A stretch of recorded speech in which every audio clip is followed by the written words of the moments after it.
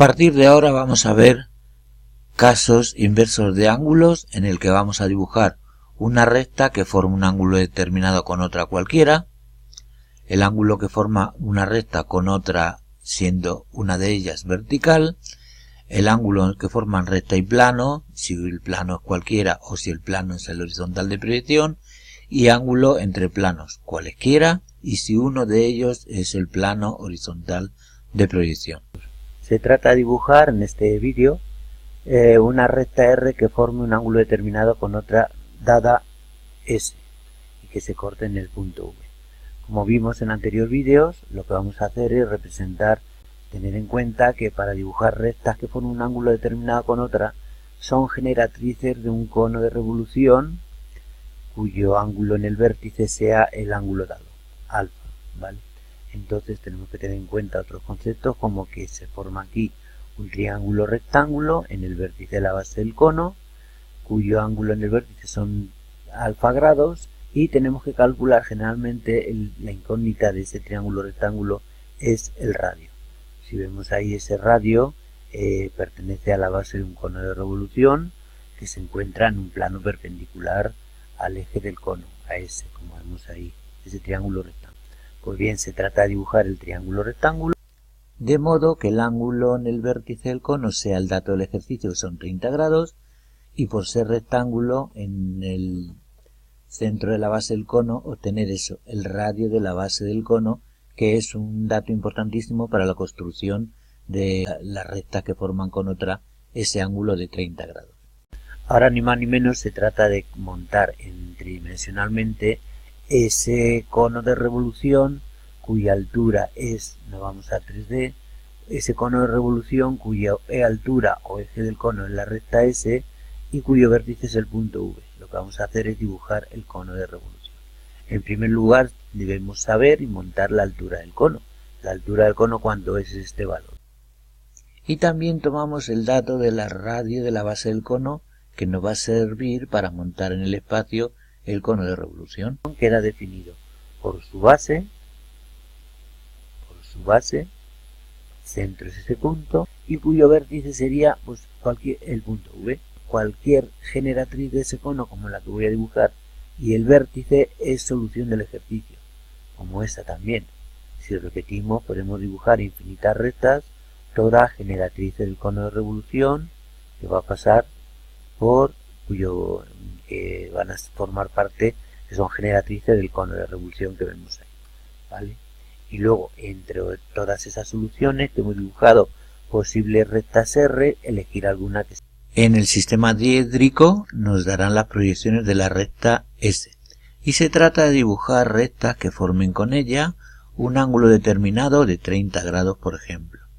Nos tienen que dar el punto de paso de esas generatrices, esas rectas que van a formar con la S 30 grados, como puede ser el vértice V, y luego debemos estar pensando en el cono de revolución para obtener esa recta solución.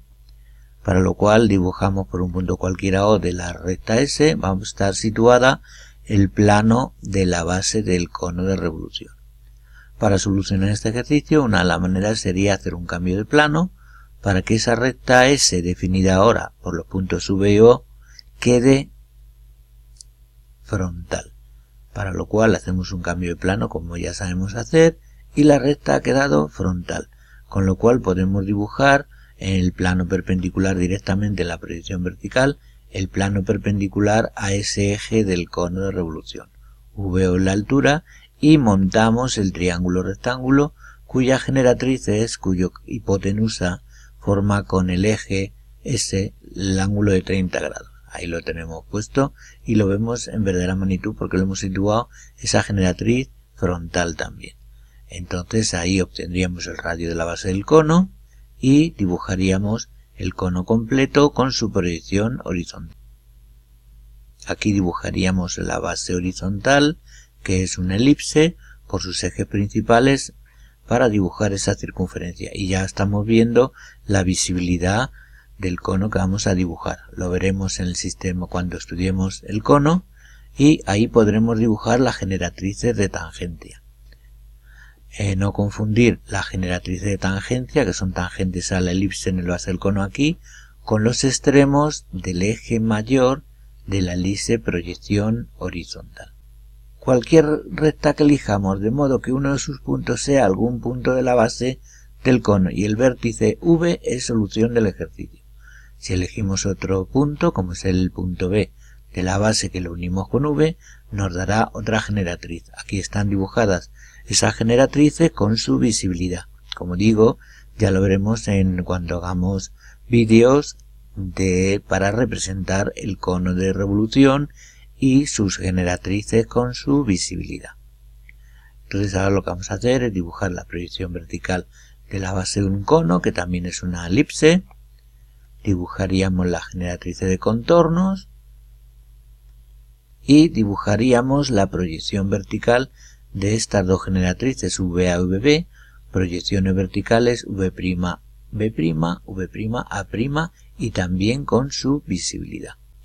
Pues vamos a ampliar este ejercicio, concretarlo un poquito más, porque nos dirían además que dibujemos, además de estas condiciones que hemos dicho, rectas que formen con la S 30 grados, que además cumplan otra condición, como puede ser, por ejemplo, que sean horizontales. En el cambio de plano vamos a dibujar un plano horizontal donde están las posibles rectas que son horizontales. Todas las rectas de solución pasan por V, pues por V dibujamos una recta que es un plano horizontal que es paralelo al plano horizontal de proyección en el cambio de plano. Ese plano corta a la base en esos dos puntos que hemos señalado, que vemos ahí, que en el espacio son dos puntos, aquí es uno, cuya proyección horizontal son esos dos puntos.